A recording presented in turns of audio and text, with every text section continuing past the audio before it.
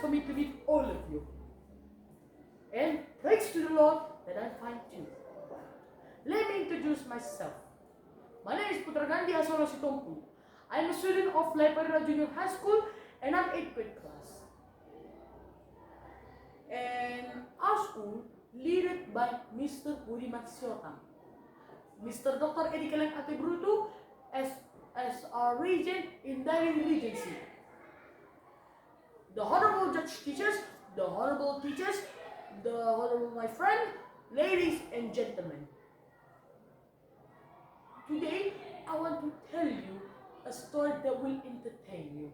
This story came from the village that not far from my house, my school, our capital Regency Sri Kalang, and was a part of the sub-district of Leparira. And this village was the one of the oldest villages in Daily Regency. And this story was once of the folktale in Daily Regency. This village named Bantul Kerbo. Ladies and gentlemen, I want to explain you about Bantul Kerbo. That was taken from two words that was from Sartara Pakpak language. Batu means stone and Kerbo means buffalo. So Bantul Kerbo means stone of buffalo or Batu Kerbo. Ladies and gentlemen, I would like to start the story for all of us. Hope you enjoyed. Here's the story titled Bantul Kerbo. Once upon a time, there's a place named Kingdom of Angka. Lived a beautiful girl with a beautiful face, but poor for her.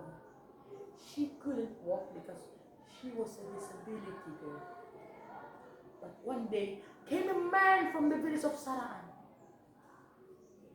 He met her. For the first time, he looked. He fell in love, and his heart beat very fast. Dup, dup, dup, dup, dup.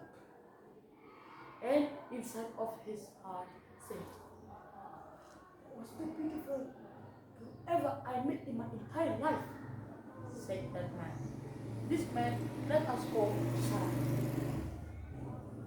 He came to that girl and said, "When I look into my heart, I see there's only you, my beautiful lady. So, because of that, will you marry me?" said that man. And that girl said, "I'm just a worthless lady. I am a disability girl that couldn't walk. How you can accept me?" said that girl. But that man said, "I will accept everything of your weakness, because marriage is to accept all of weakness and to complete everything that husband and wife life." Back to the story. Because of that, Saran came to her father and said, "Sir, I want to talk with you about me and your daughter. Please say one word. You know that your daughter is beautiful, married," said that man. And her father said, "What? You can marry her? Sure, but it has a requirement that you must accept." "And the requirement is what?" said the father. "What's the requirement, sir? Tell me. I will do everything so I can marry her." "The requirement is simple. You must carry her from all this way to your village, but you must not allow her to walk all the way, even everywhere that she wants," said the father. And because of that, they live happily ever after. But you know, guys, what's going to happen because of that? They didn't know what's going to happen with their marriage. One day, all of the family are confused because weeks by weeks, month by month, years by year, he never come out from the group. So they must find the answer. Why our daughter-in-law never came out from her room. Said the family. Yes, mother, I will do it. But let's find to make sure that she's fine. Because I always see that brother always give her food and like drinks or medicine to her room, but she never came out. So they tried to find out the answer and make them shocked. Gosh, you couldn't walk, said the mother-in-law. You're just a burden. You make my brother become your helper, said the sister-in-law. Because they knew the truth. They insult that poor girl with many words, annoying words. Because of that girl feels like I couldn't stay longer in this house. They always insult me. Honey, please let me go back to my house where I live with my father happily ever after. Say that. But Sarah never let him. Said, please don't go. If you go, then the uncle will angry to us.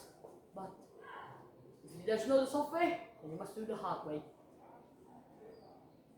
So the poor girl go from that house quietly. No one knew it. But being accompanied by a dog. Said the dog, go. And not last after that, he arrived at his house and said, Father, said the father, what's happened? Where's Sarah? Said the father, they insult me all the time and I was just crying all day and night. Because that her father angry said, how dare you, Sarah? Mr. Claypool, said the father. So he met every all the young couple said, Sarah has been so bad to our daughter. They insult our daughter, said. But Sarah knew that they're going to be attacked by the uncut. So they sent the parliament and said, oh, sir, you know about our issue to our client. If you mind that, can we just use a peace agreement? Said, all right, but how you can insult her? They said, it was your daughter in the first place. She never told us, okay? So she never told you. Then why you must insult her when all of you already know it? Knew it, said the father, and they signed. So they agreed with the solution. Said, okay, if like that, then you must pay us all of your things with buffalo, 7 buffaloes. Said her father. One day they come, they just give 6 buffalo. So he said, all right, 1 more left. And that is your debt, said the father. Days by days, week by week, month by month, years by years to change. And they didn't come. But the day is arrived. When there's a party between, there's a party in the Angkat that must slaughter 6 buffalo, but Angkat knew that they still have 6 and 1 more left that Saran didn't give them yet. So they come to Saran. Saran, please pay 1 more buffalo to the father, said the Angkat. But Saran said, how dare you? We already accept your daughter. Oh, we already accept your daughter-in-law. All the thing. Even she was a disabled. We won't accept her, said.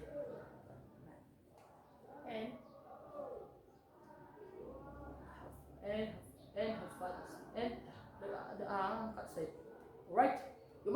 you must pay. If you don't pay it, then we must go to war.